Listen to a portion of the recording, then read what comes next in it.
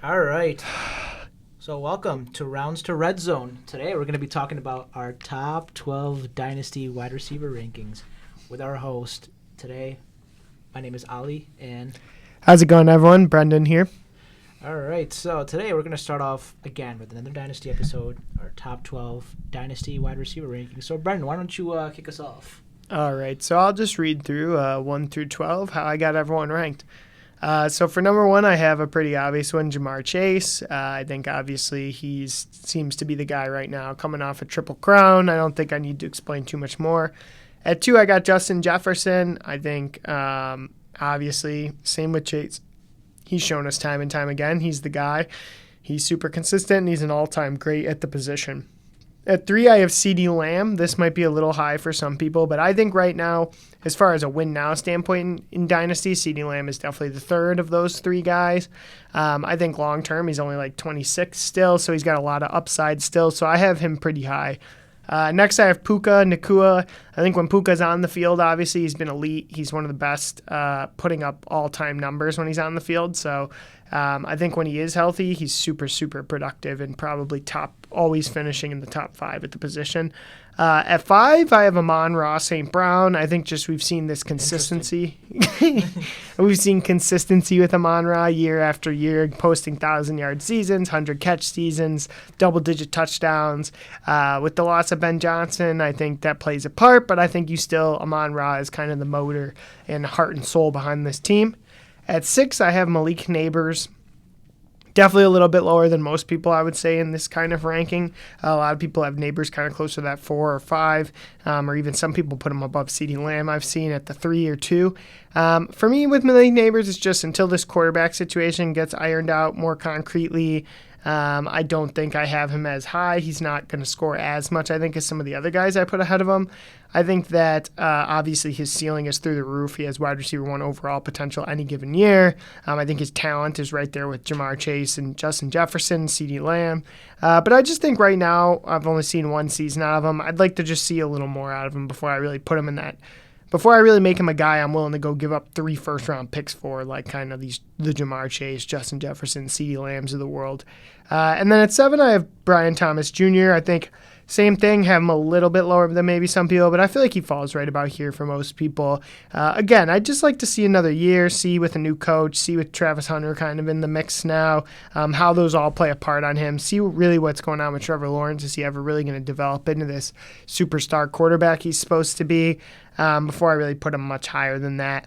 At 8, I have Drake London. I think Drake London, we've talked about before, we're super high on. He's a target hog machine. He's productive, can get touchdowns. He is just really fits the perfect mold for kind of a dynasty or just fantasy wide receiver with his target share, ability to score touchdowns, and consistency. At 9, I have Jackson Smith and Jigba. I think he's a guy who's on the rise. Last year, he really broke out. I think this year he could break out even farther with Sam Darnold at quarterback and not a ton of competition for targets otherwise. I do think it's an offense they want to run the ball more, but I think he's the guy when they do pass it, and he has really good advanced stats in his ability to separate and yards after the catch, things like that. So I have him at 9. At 10, I have Nico Collins. I think he is only 26 years old. He is the wide receiver 1. I'm not the biggest fan of Nico in the world. That's probably why some people may have him even higher than this, but I think that he is solid, and he's a guy who deserves to be in the top 10 in Dynasty wide receiver rankings. At 11, I have Marvin Harrison Jr. Wow. I think some people might have him a little lower, but I think he's still that supreme talent that got drafted 4th overall. I think when you look at his rookie season and watch the tape, he's a few missed plays from a monster rookie season. A lot of guys like CeeDee Lamb, it took a couple years before he hit 1,000 yards. It took Drake London 3 years before he really broke out. Not everyone just breaks out in that first year. Amon-Ra took a couple years. Obviously, we've seen Puka, Chase, Jettas, Neighbors, BTJ, guys who just broke out right away. Jackson Smith and Jigba, another guy, took a couple of years. I think Marv is someone like that. Like, I think he maybe last year he had a solid rookie year. He by no means had a terrible rookie year like some people seem to think. I think he had a less than expected rookie year, but I think he's a guy, if he gets on the same page with Kyler, if he gets a new quarterback, different kind of use, he could really break out, and I think he still is worthy of kind of being valued as a top dynasty wide receiver. Then at 12, I have Ladd McConkey. I like Ladd a lot. I think he's got some pretty good talent. He's twitchy. I like the way he separates in the slot. He's one of the best separators in the league. And I think he's in an offense where, yes, they want to run the ball a lot, but they still have an elite quarterback in Justin Herbert, and he's locked in for the long term. And so when you look at a guy who could be the number one wide receiver for an elite quarterback with a decent target share, I think it really boosts Ladd's value. And he's a guy that can do a lot after the catch as well. He's quick and can break long plays. So that's my 12. I'm interested to hear Ollie's inferior list, but go ahead. One.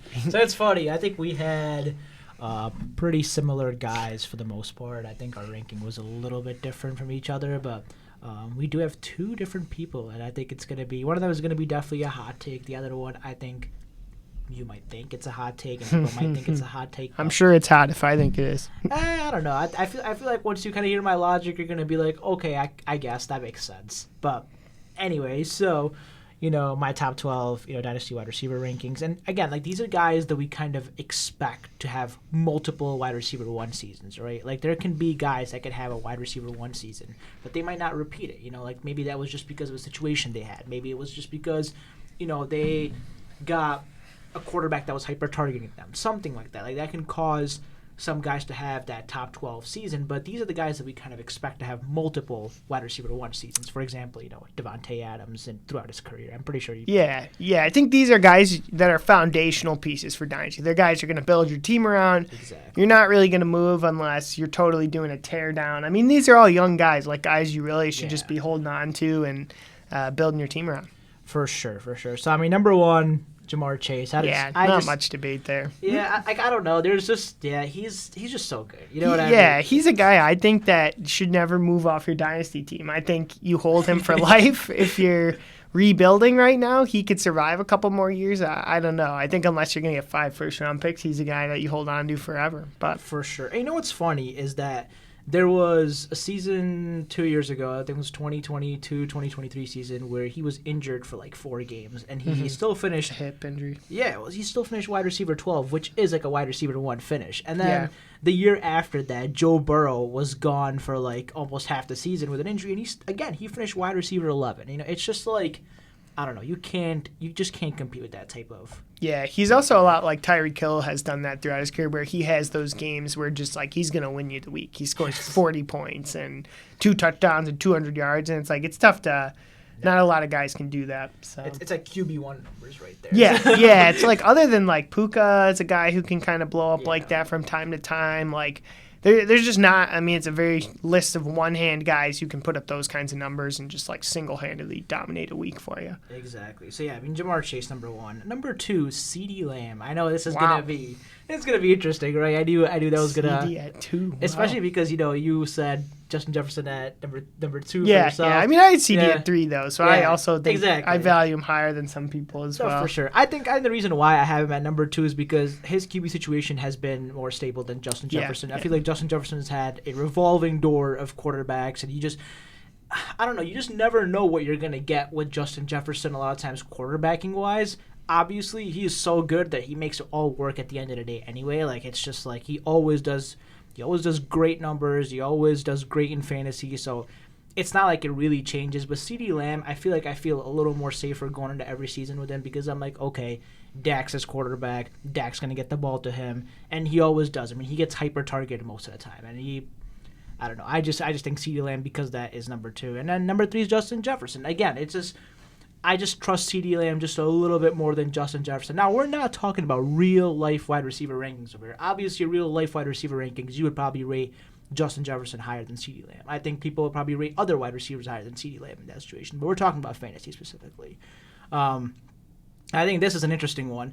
Number 4, I have Malik Neighbors. I know that's... okay. Yeah, that's fair. Yeah, I mean, the reason why I had him there, again, it kind of... I mean, he is just a generational talent, right? You know what I mean? He is very, very good, and he's just... I mean, last year he had, again, a revolving door of quarterbacks. He had Daniel Jones. He had... What was it? Tommy DeVito started like a few games, too, right? And yeah, just Tommy. He just had like a bunch of different quarterbacks, and he still had a wide receiver 1 season. You know what I mean? It's just... I think if a guy is like that, it makes me value him a lot higher. You know what I mean? It feels Yeah, like that's it's fair. almost quarterback proof. You know what I mean? And it's just like, obviously, Russell Wilson at this point in his career is maybe not the best quarterback to have for fantasy wide receiver one. But with that being said, it is still an upgrade from what he had last year. So I think because of that, Malik Neighbors is my number 4.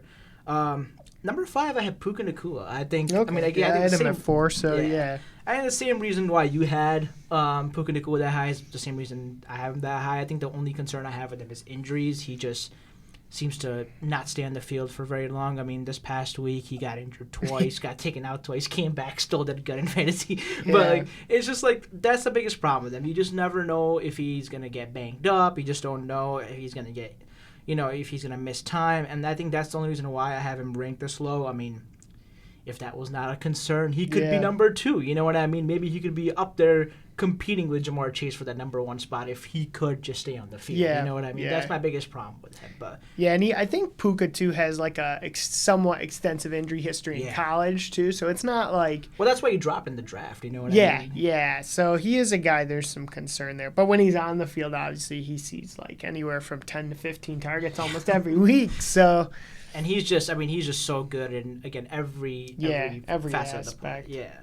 The number 6, I have Brian Thomas Jr. I think, again, he's, he had pretty terrible QB play last year for the most part. I mean, Trevor Lawrence wasn't necessarily doing very well himself last year, and then he had McCorkle Jones playing quarterback for him. And I know people keep on talking about how McCorkle Jones, hyper-targeted him or whatever. That's where his production came from. But either way, I mean, a lot of those balls were not very good going to him. He was still making plays and a lot of pretty terrible passes going towards him. Yeah.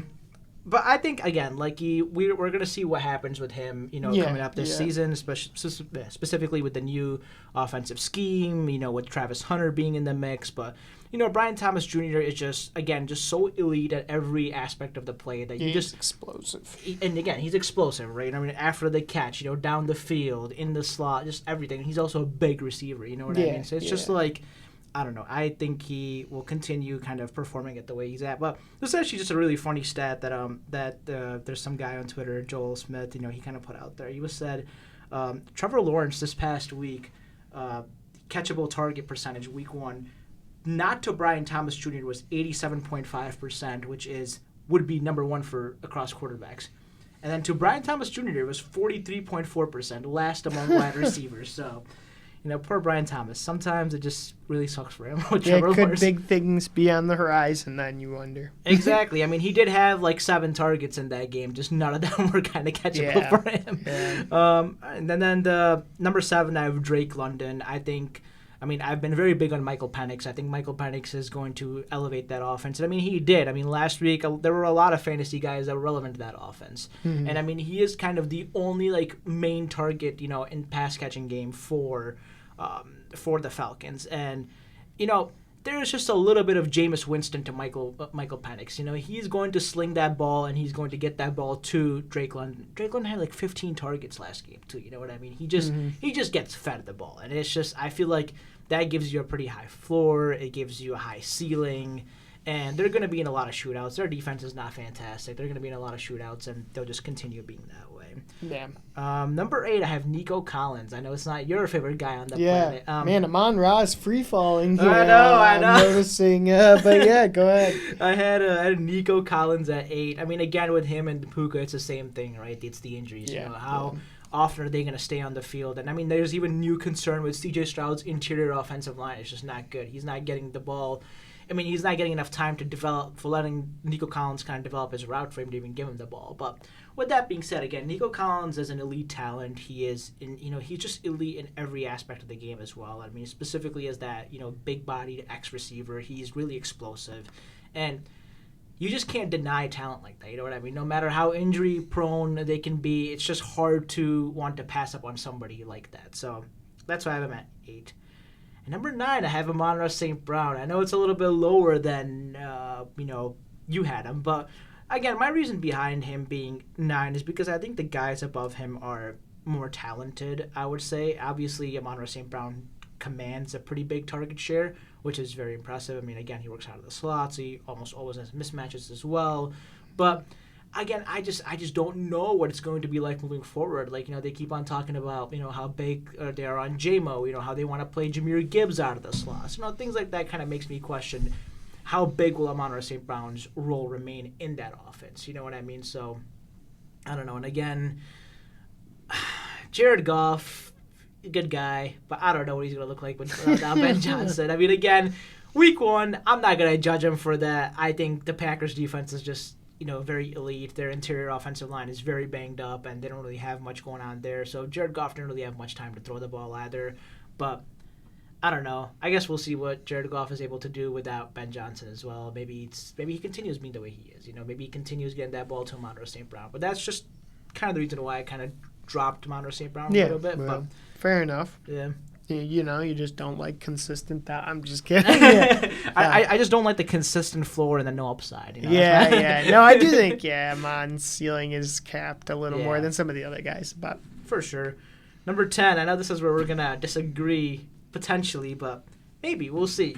So number 10, I have Garrett Wilson. Oh, I had a feeling that too is coming. That's so the reason behind that mainly again is because he has been pretty quarterback proof. You know what I mean? Yeah, maybe I like Garrett. Yeah, I mean it's not the greatest wide receiver finishes he's had, but last year finished as the wide receiver 10.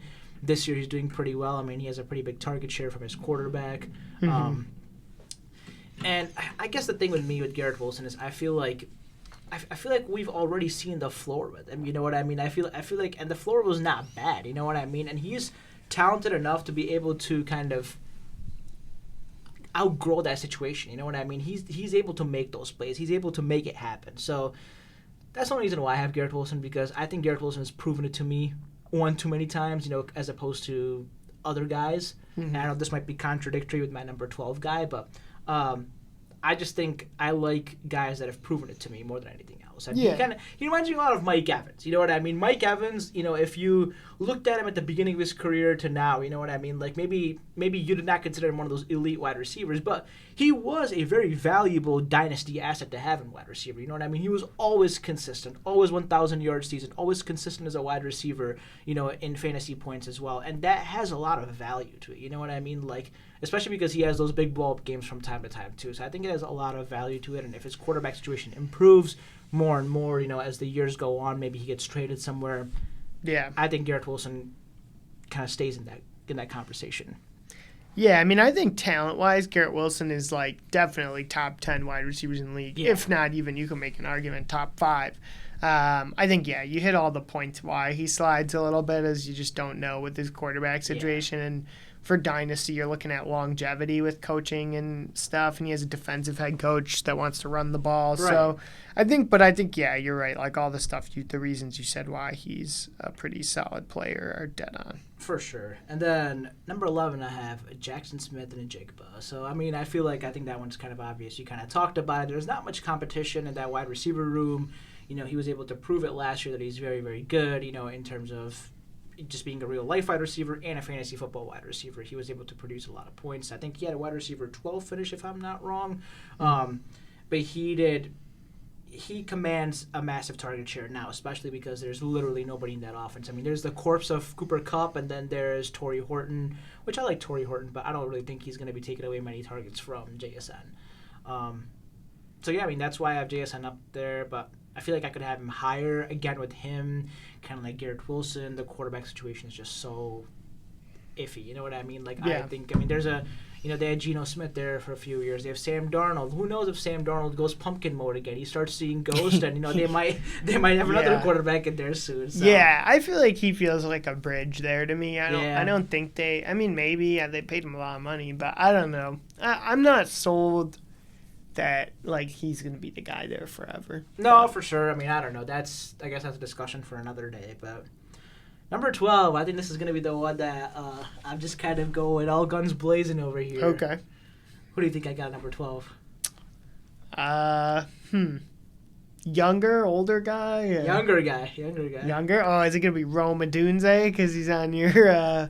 I love I love Rome, but I cannot justify to myself putting him in the Oh, top 12 okay. He's just like yet. Ricky Pearsall or someone you got, or No, so it's actually Emeka Egbuka. oh, okay. I should have known that one. Ollie's super big on Emeka. I guess the other guys he likes that are young, but Exactly. yeah, wow, 12, yeah. Yes, I mean that one's kind of just a 1-game sample size, right? I kind of wanted to really put money where my I guess I guess you guys know the phrase, but that's what I wanted to do. It's with him specifically. I think I like a lot of things, right? Number one, I think he is walking into a wide receiver room with one aging wide receiver, who's. I mean, Mike Evans, again, fantastic career, but how long is he going to play for? He's you know on what the I mean? other side, yeah. And then you have Chris Godwin, who's coming off of such a major injury. You don't really think, he's going to come back and all of a sudden be commanding the same target share that he was before injury.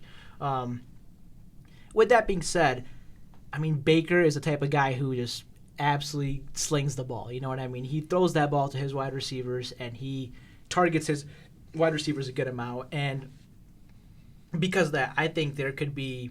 I mean, this is for years to come, you know what I mean? This is going to be Baker's guy for years to come. And as long as that connection stays intact, as long as Baker's there, and as long as, he stays healthy, I think he could potentially move into the top 10. You know what I mean?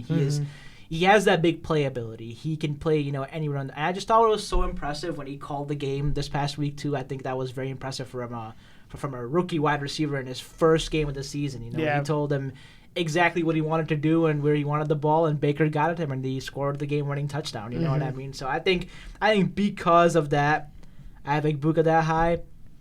Do I think Marv is a better talent? Yes. Do I think Rome is a better talent? Yes. Do I have question marks around those guys? Yes. So that's the main reason why. You know what I mean? I think I always am the type of guy who likes talent over situation. I will always preach that. But I think in this situation, and again, I might just be wrong on this, but I think the talent is pretty similar when it comes to all three of those guys. But I think the situation is, as of right now, a lot better for Egbuka than it is for the other two. We don't know if this offensive scheme in Arizona is going to stay the same. Do we think that he's going to start, Petzig or whatever his name is, he's going to start using him as more of a route runner instead of, just having him as a sacrificial X at this point. You know what I mean? Which is, that's what he's been doing with Marv. You know what I mean? Like, if he continues doing that, and this guy stays, another year, or, they continue with Kyler as their quarterback, like Marv's ceiling is pretty capped because of that. You know what I mean? And, his situation is not improving. His talent is there, and it's really unfortunate, but his situation is not improving.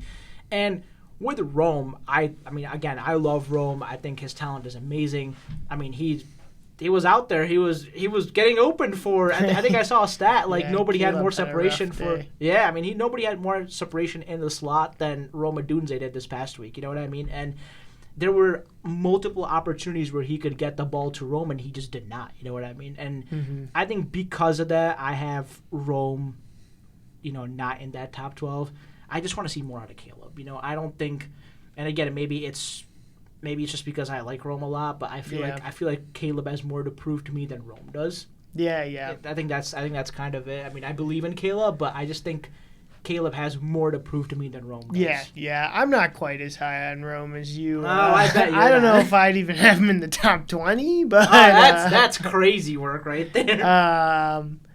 Yeah, I mean, I like Egbuka. He's definitely in my top 20. He's probably not too far outside my list. I think it's a little soon for me to put him that high after just one game. And that's fair. I don't know. I'm interested to see with Tet, too. I don't even know for sure if Egbuka is going to be the best receiver in his class. But we'll see. He definitely is off to a fiery start. And he is. In our start-sits last week, we were dead on the head with him, and Baker had good weeks. So... we'll see. I think, Rome, we'll see. I don't know. I guess my question is, why do you not like Rome? I guess that's what my question for you. No, I just think from a fantasy perspective with Rome, I just don't know. Caleb Williams has struggled so far. Like you said, he's got a lot to prove. We'll see. I mean, I think the talent's there. I think Caleb will eventually figure it out. I think if there was any coach that these guys could be with to get the max production out of them, it's Ben Johnson. But I wonder with an offense like that with a lot of mouths to feed, and Rome doesn't necessarily fit the kind of prototype of the receivers that were really successful in that Lions offense. So But it looks like so far that's who they want to be the guy. I mean, obviously DJ Moore too, but So we'll see. Yeah. I guess my counterpoint to you with all that is, I mean, number one, he dominated the target share last week. You know what I mean? Which they've been raving about how they want to get the ball to Rome, and they did. They targeted him 9 times. You know what I mean?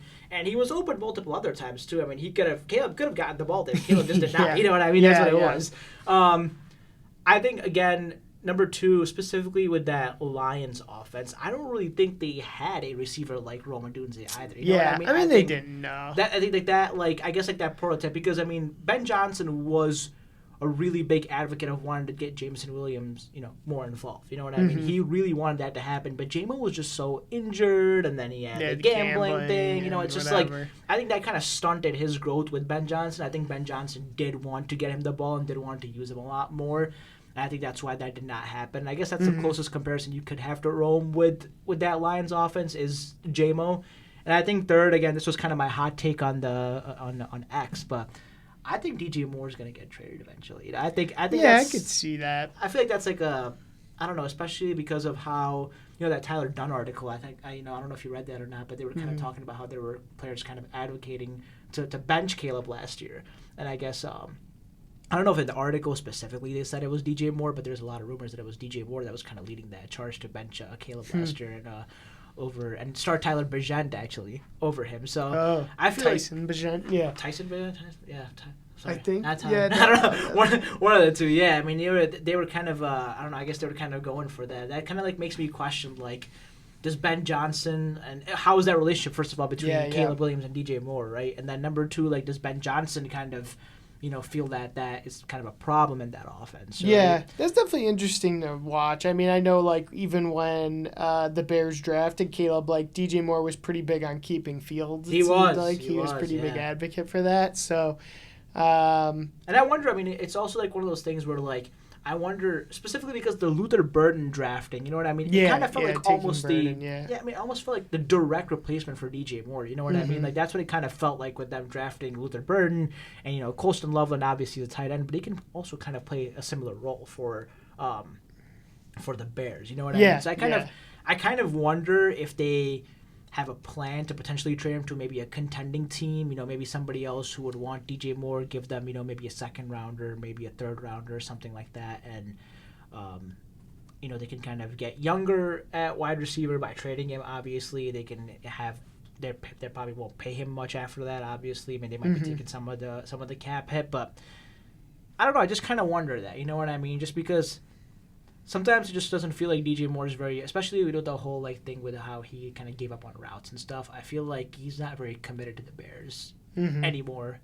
Yeah, we'll see. It's an interesting thing to watch. I mean, I don't know if that speculating that DJ might get traded is enough to move Rome up my rankings, but I agree. It's a possibility for sure. But I mean, with DJ there, Rome was still dominating the target share. So we'll see. We'll see. 1 week so far, and we'll see. Yeah. I'm interested. To see once Burden gets a little more involved, and Loveland didn't do a whole heck of a lot last week either. Like, if those guys get more involved, I just think it's a lot of mouths to feed. So we'll see. We shall see. We shall see. All right. That was our episode today on Dynasty Top 12 Wide Receiver Rankings. Let us know what you think. Comment, subscribe, like, follow us on X at Rounds to Redzone. Subscribe to our YouTube channel. And we'll see you next time. We'll see you next time. Thank you, everyone.